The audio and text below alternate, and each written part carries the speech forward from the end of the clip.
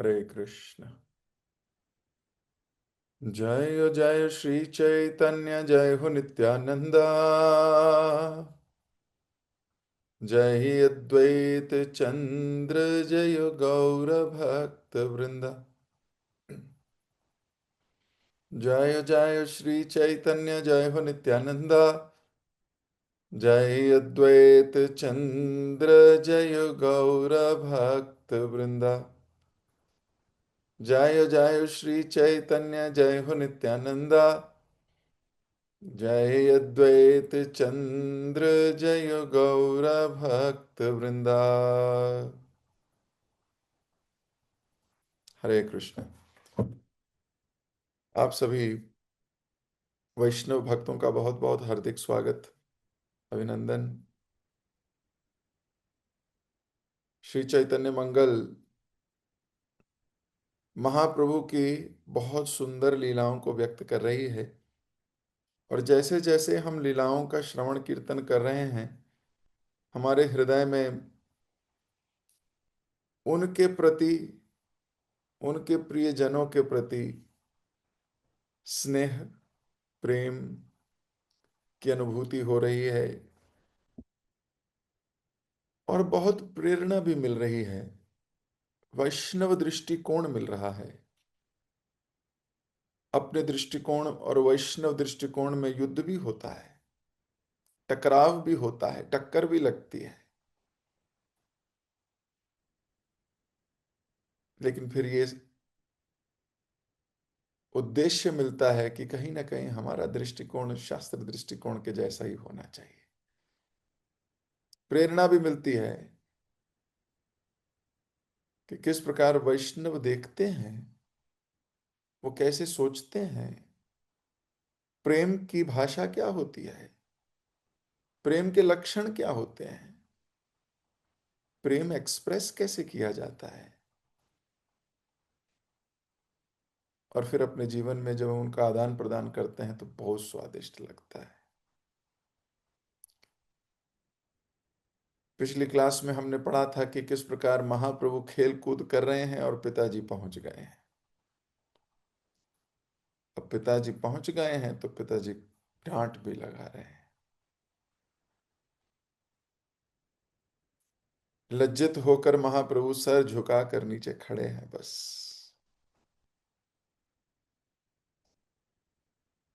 यहीं से हम आज आगे पढ़ेंगे।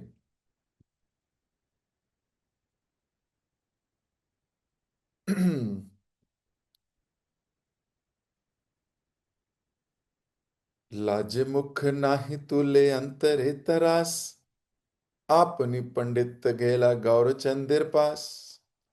लज्जा में भगवान ने अपना मुख ऊपर भी नहीं किया। उनके हृदय में भय समा गया था। पंडित जगन्नाथ मिश्र भगवान गौरचंद्र के पास गए। अब इतनी लज्जा हो रही है कि मुंह ऊपर भी नहीं किया जा रहा। वो जो समस्त ब्रह्मांडों के स्वामी हैं, सब उनके सामने लज्जित खड़े होते हैं। आज वो पिता के डर से लज्जित है। संबंधों का बहुत सुंदर खेल है। कर धरि लया आइला आपन कुमार, सकल बालक गेला घर आपनार। अपने पुत्र का हाथ पकड़कर वह उसे वहां से ले चले। सारे बालक भी अपने अपने घर चल दिए। जगन्नाथ गंगा स्नान करी आइला घर, घरे आसी विश्वम्भरे भर्तशीला विस्तर। जगन्नाथ मिश्र ने गंगा नदी में स्नान किया और फिर घर आ गए। एक बार घर आकर उन्होंने भगवान गौरचंद्र को बहुत बुरी तरह से डांट फटकार लगाई। पाठ साठ गेल तेर अध मेरा हेन, कुबुद्धि हुई या केने बोला अनुक्षण। उन्होंने कहा, एक नीच व्यक्ति की तरह तुम अपनी पढ़ाई के साथ धोखा कर रहे हो। तुम प्रत्येक क्षण मूर्खता पूर्वक इधर उधर क्यों भटकते रहते हो। ब्राह्मण कुमार हो या नाहिक इचार, इहार उचित फल देते तोमार। तुम्हारा व्यवहार एक ब्राह्मण पुत्र के जैसा नहीं है। अब मैं तुम्हें तुम्हारे कर्मों का उचित फल दूंगा। इह बोली जगन्नाथ हाथिर छाट धारी, तर जन करीत शचि तार हाथ धारी। ये कथन बोलते हुए जगन्नाथ मिश्र अपने हाथों में छड़ी लेकर भगवान को मारने के लिए चल दिए। उन्हें डांटते हुए शची देवी ने जगन्नाथ मिश्र का हाथ झपटा। ना मारे है पुत्र मोर ना खेली बेयार, सर्वदा पड़ी बे काछे थाकी या तो मार। वे कहने लगी, मेरे पुत्र को मत मारो, अब वे कभी नहीं खेलेगा, वह तुम्हारे साथ रहेगा, हमेशा पढ़ाई करेगा। विश्वर संधाइला जन नीर कोले, ना खेली ब धीरे धीरे बोले। भगवान विश्वंभर दौड़कर अपनी माता के आलिंगन में हो गए। वे धीमे धीमे सौम्यता पूर्वक बोलने लगे, मैं नहीं खेलूंगा, मैं नहीं खेलूंगा। जगन्नाथेरा पाछी करे पुत्र आगुलिया, न मारी ह पुत्र मोर डायल डारिया।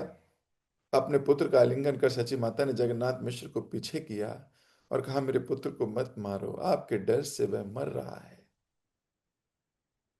इह बलि शची देवी पुत्र करी कोले, वया न मुछाय अंग वसन आंचल। ये वचन बोलते हुए शची ने अपने पुत्र को अपनी बाहों में आश्रय दिया। उन्होंने अपने वस्त्र के छोर से अपने पुत्र के नयन तथा अंगों से अश्रुओं को पहुंचा। तो महाप्रभु अभी तो पुत्रवत लीला कर रहे हैं, बालक हैं छोटे, अभी तो पौगंडावस्था आई है, 6 ही वर्ष के हुए। बालकों के साथ गंगा के तट पर खेल रहे थे। किसी के कंधे पे बैठ जाके डंडा लेके उसकी पिटाई करके तेज तेज भगाना। जगन्नाथ मिश्र दूर से देख रहे हैं, ये मेरा बेटा कर क्या रहा है। एक ब्राह्मण के जो आचरण है, जो ब्राह्मण का जो कार्य है, उसमें तो पठन पाठन इत्यादि ये सब आता है। ब्राह्मण को पढ़ना उसके लिए बड़ा अनिवार्य कार्य है। और फिर जो ज्ञान अर्जित किया है उसको संसार में बांटना, यज्ञ करना, संकीर्तन यज्ञ करना, ये सब उसके कुछ प्रमुख कार्यों में से है। ये शोभा नहीं देता इसको। ये क्या कर रहा है, ऐसा कह के जगन्नाथ मिश्र को बहुत गुस्सा आया कि क्या सभी बालकों के साथ उन्हीं बालकों की तरह खेल रहा है। अब जब पिता को आया देखा तो सारे के सारे बच्चे भाग गए। पिताजी गुस्से में है। अब बच्चे भाग गए। इन्होंने अपने बेटे का हाथ पकड़ा और फिर गंगा स्नान किया पहले, और उसके बाद घर चल दिए। अब रास्ते भर क्या परिस्थिति रही होगी आप सोच सकते हो। क्रोध को अगर थोड़ा समय मेडिटेट किया जाए तो वो कम नहीं होता, बढ़ जाता है। ये जो हमारा मन है, ये बार बार चिंतन करता है उसी एक नेगेटिव बात का, और बार बार सोचता रहता है। और उसकी एक्सपेक्टेशन तो, अभी जगन्नाथ मिश्र की एक्सपेक्टेशन है ब्राह्मण पुत्र ऐसा नहीं करते, और ये क्या कर रहा है। तो एक्सपेक्टेशन और एक्शन दोनों के बीच में बहुत गैप है। और जब ये गैप होता है तो क्रोध बढ़ता है।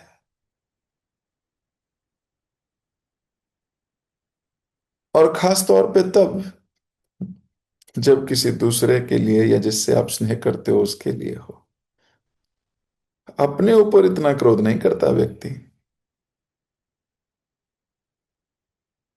जिससे एक्सपेक्टेशन है, आपका पुत्र है या पुत्री है, आप देखना चाहते हो उसको कि नहीं मेरा बच्चा तो भक्त है, इसको तो ऐसा होना चाहिए।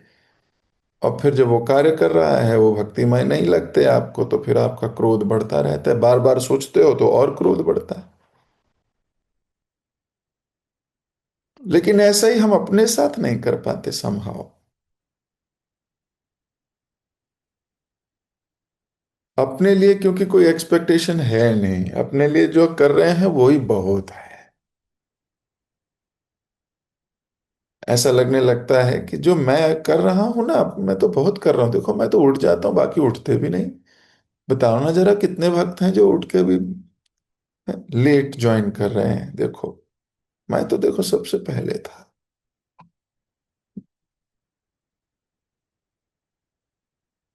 अपने लिए व्यक्ति बहुत कोमल रहता है, दूसरों पे कठोर रहता है।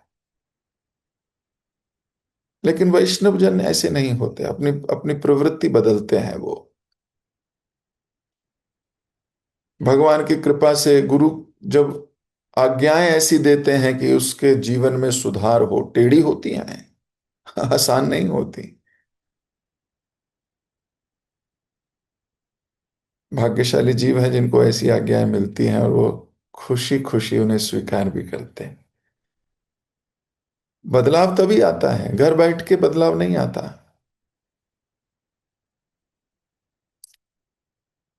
बदलाव आता है जब हम सुधार के लिए कार्य कर रहे हो, ऐसे बदलाव थोड़ी आ जाएगा घर बैठे बैठे।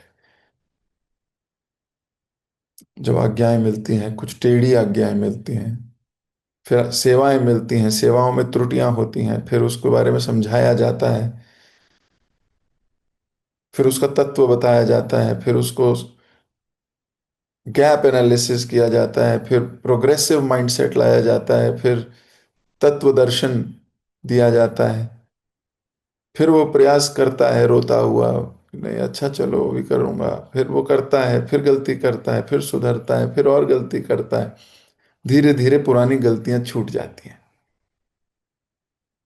वो आगे बढ़ता चलता है। जिसने कभी ऐसी सेवाएं नहीं करी, उसको 15 साल 20 साल बाद भी जब कोई सेवा मिलेगी तो वो पहली गलती वहीं से शुरू करेगा। डेवलपमेंट ही तब शुरू होती है जब गाइडेंस में जीवन जीने का प्रयास किया जाता है। जीवन शुरू ही तब होता है, वास्तविकता की पहचान ही तभी होती है। अभी पिता ने देख लिया है कि बच्चा खेल रहा है, अब बच्चा खेल रहा है, ये क्या बड़ी गलती है। बच्चे तो खेलते ही हैं। आजकल तो माता पिता बच्चों को स्पोर्ट्स क्लासेस, ये क्लासेस, इधर क्लासेस में जानबूझ के भेजते हैं, भाई जाके खेल।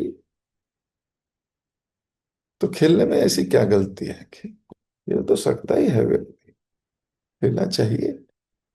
खेलकूद बहुत जरूरी है वैसे।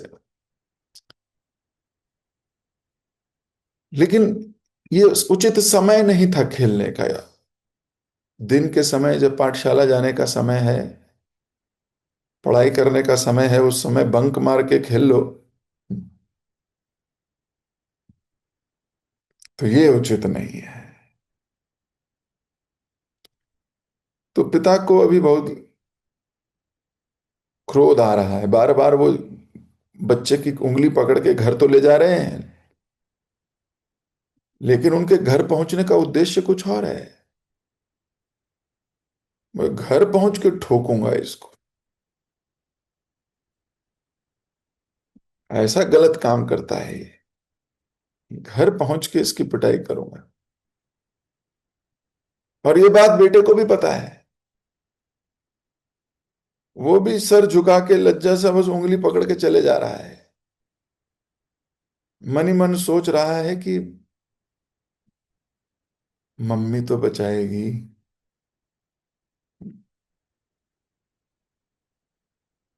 तो मम्मी बचा लेगी मेरे को। ऐसे ही मम्मियां बिगाड़ती हैं बच्चों को।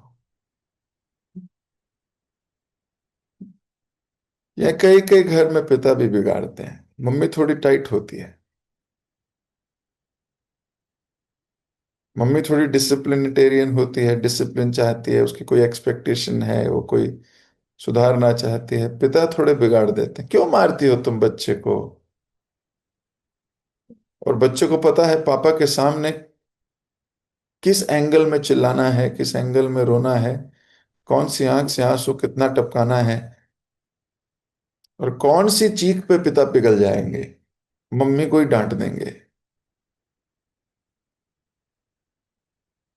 ये बच्चों को पता है। बच्चे बहुत स्मार्ट हैं। और जहां माता पिता नहीं सुनते वहां दादी तो होती है बिगाड़ने के लिए, कोई बड़ी बात नहीं।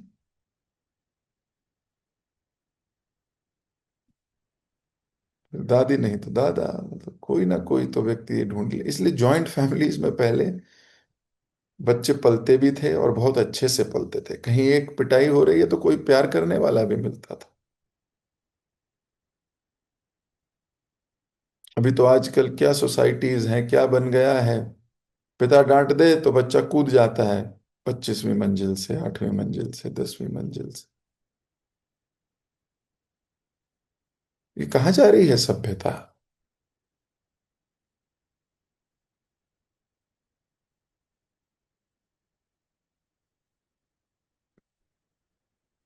इन बच्चों को अपने इमोशंस मैनेज करना आया ही नहीं।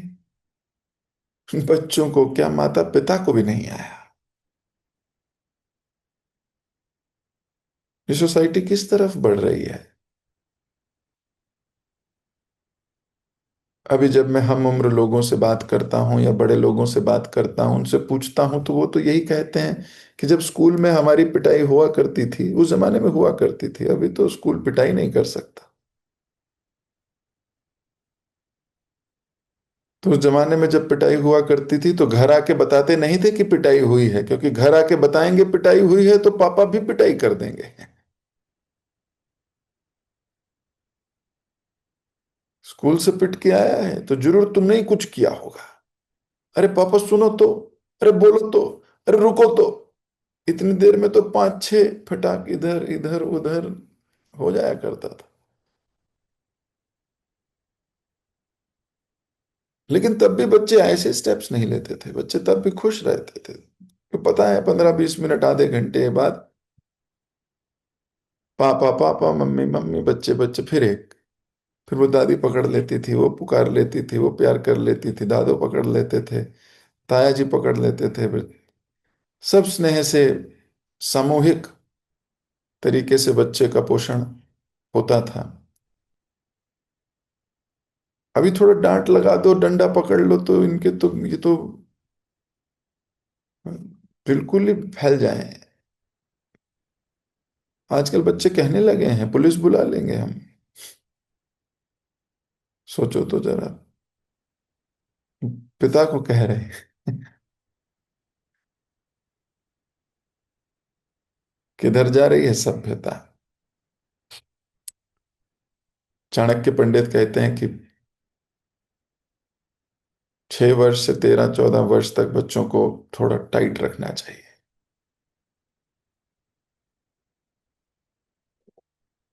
और जरूरत पड़े तो डांट फटकार को, है ना, पीछे नहीं रखना चाहिए, बिल्कुल यूज करना चाहिए अच्छे तरीके से।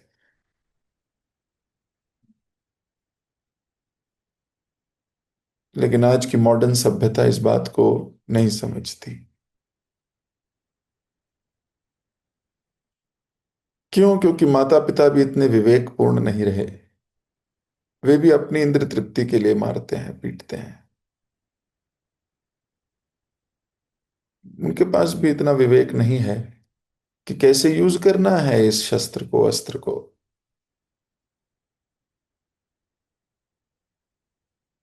बस गुस्सा आया तो लगा दिया बस।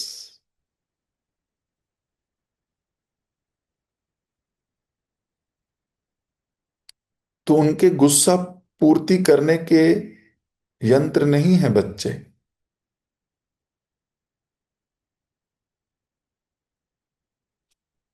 हमारा गुस्सा उन पे निकले, ये कोई अच्छी बात नहीं है, ये तो अविवेकपूर्ण बात है। ये कृत्य भी ठीक नहीं है।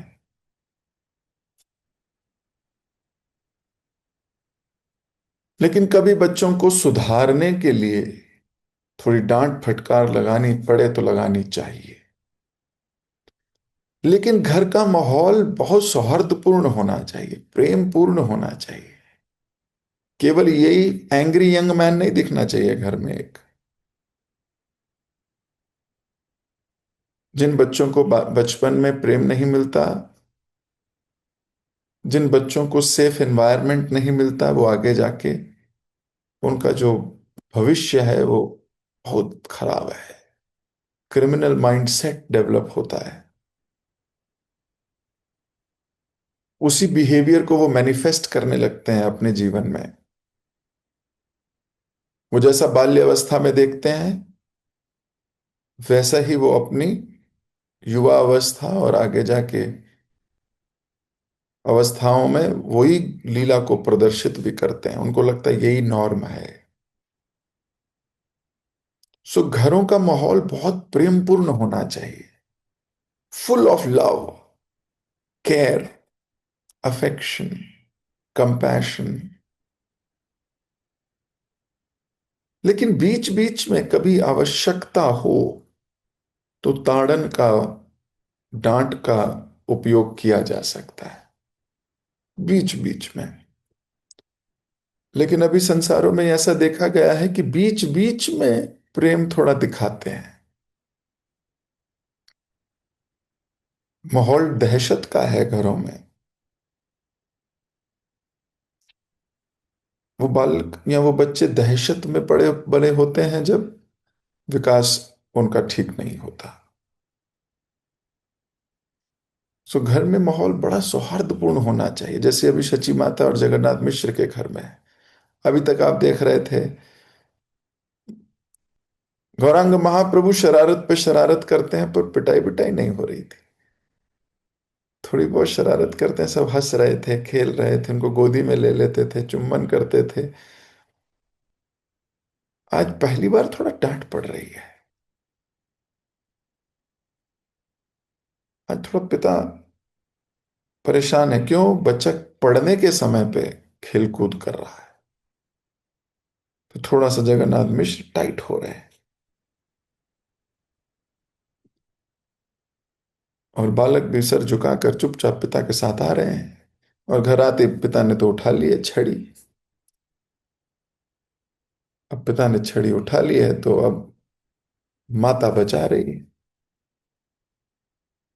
माता कह रही है, अरे छोड़ो छोड़ो, अभी मेरे मारो मत इसको, देखो डर रहा है वो आपसे, मारो नहीं उसको, नहीं खेलेगा अब नहीं खेलेगा। अब जब माँ के मुंह से बात सुनी नहीं खेलेगा, तो ये भी चुपके से बोल गए, मैं नहीं खेलूंगा, नहीं खेलूंगा। बच्चा डर के कभी कभी बोल देता है ऐसे।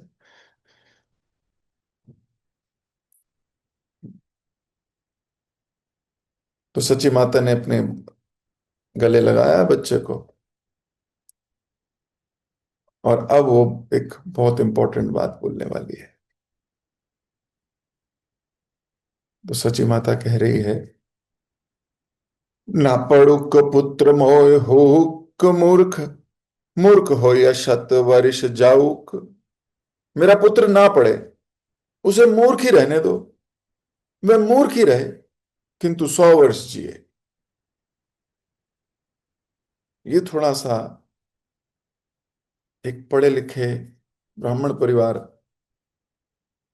के मुखिया को ठीक नहीं लगी। सुनिया सचिर वाणी मिश्र पुरंदर, कहते लगी किछु सक्रोध उतर। मूर्ख होइले पुत्र जीविका के मैंने, के मने ब्राह्मण ही या कन्या दिव्य ध्याने। शची देवी के ये शब्द सुनकर जगन्नाथ मिश्र क्रोध पूर्वक बोले, यदि हमारा पुत्र मूर्ख रहेगा तो जीविका कैसे कमाएगा? कोई ब्राह्मण उसे अपनी पुत्री क्यों देगा? तब जगन्नाथ देखे पुत्र ये बयान, पिता पाने चाहे पुत्र तरस नयन। फिर जगन्नाथ मिश्र ने अपने पुत्र के मुख की ओर देखा। भयभीत नेत्रों से भगवान गौर ने अपने पिता की ओर देखा। अंतरे पोड़ाए मिश्र बहिने कठिन, फेलिल हाथेर हाट प्रेम परवीण। जगन्नाथ मिश्र का हृदय जल रहा था, परंतु बाहर से कठोर थे। अब वे प्रेम से परिपूर्ण हो गए थे। अपने पुत्र को मारने के लिए उनका उठा हुआ हाथ अब नीचे हो गया था। उन्होंने अपने हाथ की छड़ी फेंक दी। सजल सजल नयन पुत्र लाया कारी कोले, पुत्र र बुझाए मिश्र सुमधुर बोले। अपने अश्रु पूरित नेत्रों सहित उन्होंने अपने पुत्र को गले से लगा लिया और पुत्र के से प्यार से बोले, पढ़ी ले सुने ले बाप लो के भले भाल, आमी पाट धाड़ा तेव कदलक आर। जगन्नाथ मिश्र ने कहा, प्रिय पुत्र, यदि तुम सुनोगे और पढ़ोगे, पढ़ाई करोगे, तो लोग तुम्हारी प्रशंसा करेंगे और मैं तुम्हें केला दूंगा।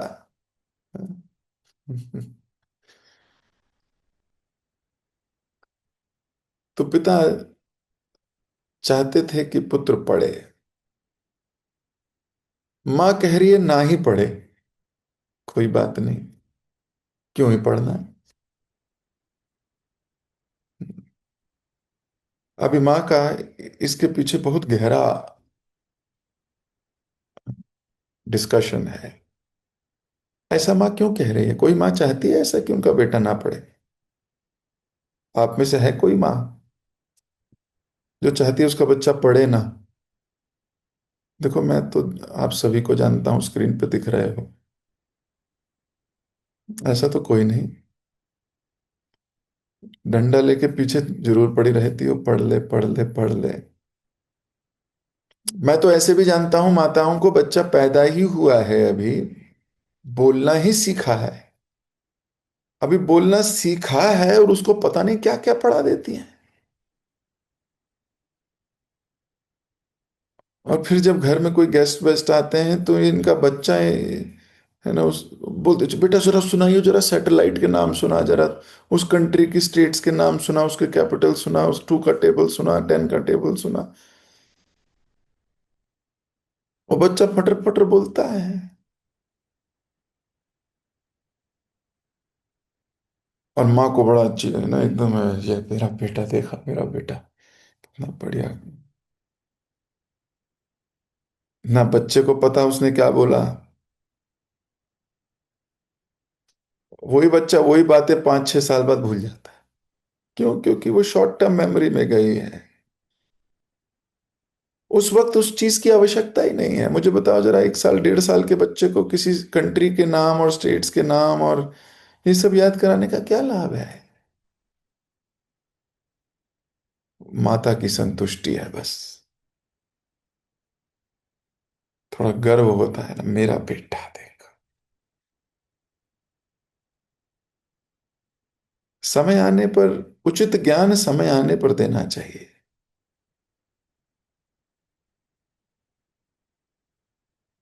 समय आने पर देना चाहिए। खैर, कहना तो मैं सिर्फ ये चाहता हूं कि माता पिता चाहते हैं कि बच्चा पढ़े, पर यहां सच्ची माता ऐसा क्यों कह रही है कि मेरा बच्चा ना ही पढ़े? आगे जाके एक बार और ऐसा मां कहेगी, उसका विस्तार से वर्णन तभी करूंगा। तो इस बात को भी नोट करके रख लो कि ऐसा माँ ने क्यों कहा कि ये ना ही पढ़े। पढ़ाई लिखाई नहीं करेगा तो कोई बात नहीं, जबकि पढ़ाई लिखाई तो एक बहुत अनिवार्य चीज है, और ब्राह्मणों के लिए तो ये एकदम इम्पोर्टेंट। ब्राह्मण, अगर कोई व्यक्ति अपने को समझता है तो कर्म से ब्राह्मण तो है ही, तो कर्म से ब्राह्मण का अर्थ ही यही है कि उसे पढ़ाई करनी चाहिए।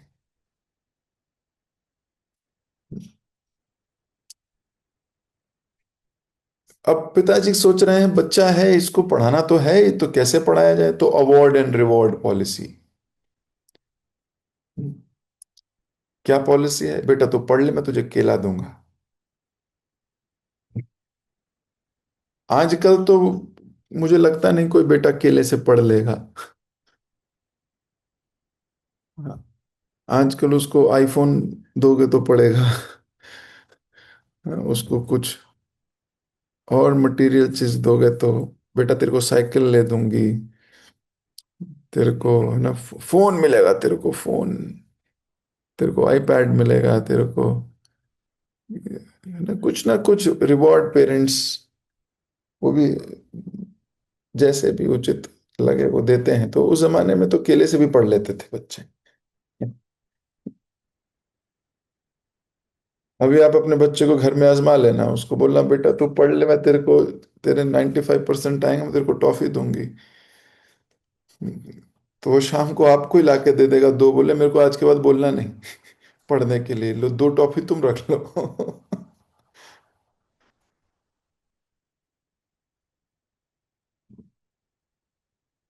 लेकिन ये इनके इन प्रकार माता पिता का धर्म है किसी न किसी प्रकार से बच्चों को प्रोत्साहन देना। ये इंपॉर्टेंट है। और ये प्रोत्साहन केवल बच्चों को ही नहीं चाहिए होता, हम बड़ों को भी चाहिए होता है। हम्म। और प्रोत्साहन में कोई चीज ही नहीं चाहिए होती, कभी मधुर शब्द भी काम कर जाते हैं।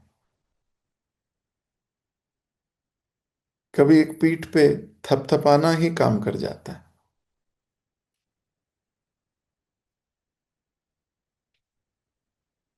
कई प्रकार से प्रोत्साहित किया जा सकता है, रिकॉग्निशन। जब तक हम पूर्ण शुद्ध स्टेज तक नहीं पहुंचते, we need that constant motivation, constant push. So यहाँ पिता कांस्टेंट पुश दे रहे हैं, बोल रहे हैं कि बेटा पढ़ ले, और आंख में आंसू है, बड़े जेन्युइन है पिता।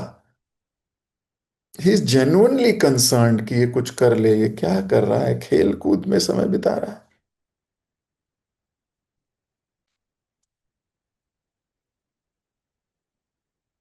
अब देखो ये भगवान ही ऐसा कर सकते हैं। जितने भगवान के पार्षद आए थे, रघुनाथ दास गोस्वामी, रघुनाथ भट्ट गोस्वामी, सनातन गोस्वामी, रूप गोस्वामी, माधवेंद्र पुरी इत्यादि, हमने जब इनकी कथाएं करी थी तो आपने देखा था बचपन में ये खेलते ही नहीं थे। ये सारे के सारे बहुत सीरियस थे। थोड़े ही समय में पढ़ाई कर ली, थोड़े ही समय में व्याकरण निपुण हो गए, थोड़े ही समय में ये हो गए, ये सब सुना था आपने जब मैंने इन सब की कथाएं करी थी। छठ गोस्वामी भी और भगवान के मुख्य पार्षद भी। तो आप पाओगे सब में कॉमन क्या था, वो बचपन से ही बहुत सीरियस थे। मिशन पे आए हैं ना, मिशन पे आया हुआ व्यक्ति बहुत सीरियस है। और भगवान तो परमानंद है, वो तो आनंदित रहते, उन्हें पढ़ाई लिखाई से क्या मतलब है। उन्हें तो पता है, वो तो 15-45 मिनट में पूरी गीता बोल जाते हैं, बोले अब मेरे को क्या और बताओगे। वो तो स्वयं सच्चिदानंद विग्रह हैं, ही कैन डू एनीथिंग। पढ़ाई तो निकलती ही उनसे है।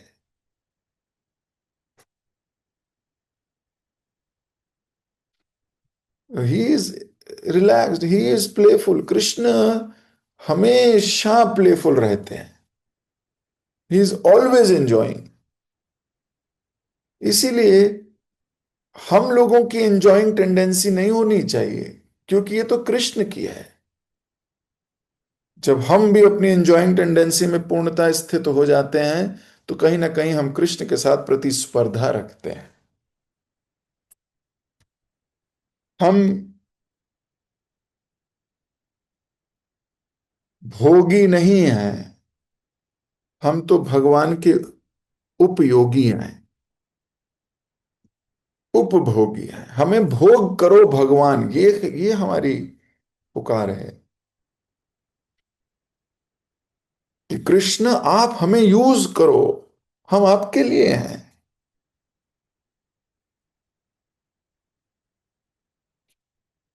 ये कॉन्शियसनेस बड़ी बहुत सुंदर है अगर आ जाए तो। हर वक्त सेवा मोड ऑन है ना, बहुत कम लोगों का होता है, पर जिनका होता है आप पाओगे उनके चेहरे की रौनक अलग होती है।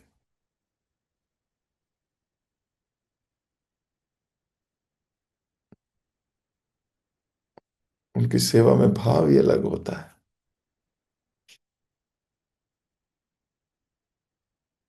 तो जीव का कार्य है भगवान के लिए उपयोगी होना। कृष्ण आप मुझे इंस्ट्रूमेंट बनाओ।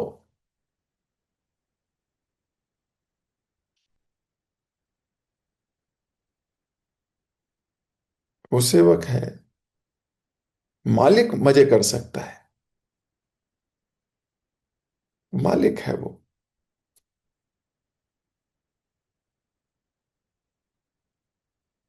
He can enjoy. आप अपने मटेरियल ऑफिसेज में देख लो, जो आपके चेयरमैन है, कभी सिंगापुर, कभी ऑस्ट्रेलिया, कभी न्यूजीलैंड, कभी घूमने गए हुए हैं, तो मेहनत तुम कर रहे हो।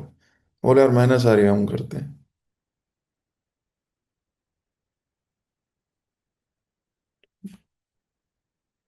मालिक है। He can do anything. So Krishna can do anything, but servant has to serve. Vaishnav भी सेवा के लिए भागते रहते हैं इधर, जहां सेवा की अपॉर्चुनिटी मिलती है उनका उत्साह कोई रोक नहीं सकता।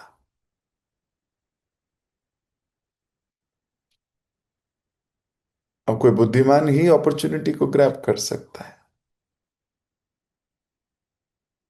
बाकी लोग तो सोते रह जाते हैं, फिर कोई पता भी लगता है ना उन्होंने ऐसी सेवा करी किसी भक्त ने, फिर ये सोचते हैं मैं क्यों नहीं कर पाई, मेरे दिमाग में ही नहीं आता, मेरा दिमाग ही नहीं चलता,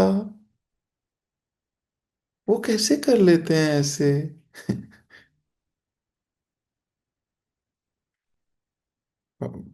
बुद्धि चलती नहीं।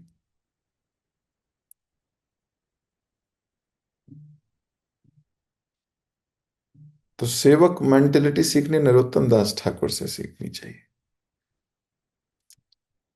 रघुनाथ दास गोस्वामी से सीखनी चाहिए। आचार्यों से सीखो, वैष्णव पद्धति में समझ में आती है वो Krishna, this is the spirit, and they feel happy.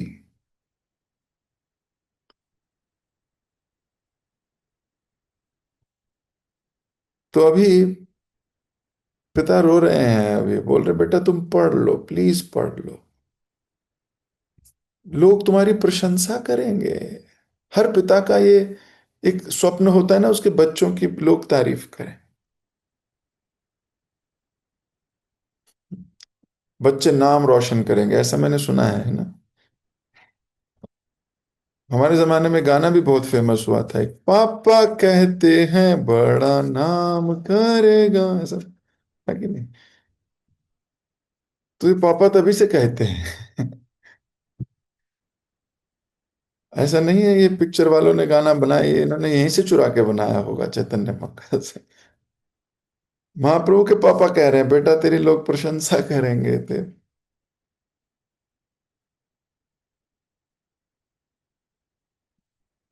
हर माता पिता का ये स्वप्न होता है कि बेटा उनका प्रशंसनीय बने, और प्रशंसनीय बनने के लिए ज्ञान विज्ञान प्रेम इत्यादि होना चाहिए व्यक्ति में। तो अभी मैं यही विराम ले रहा हूं। महाप्रभु के पिता महाप्रभु को पढ़ने के लिए प्रेरणा दे रहे हैं।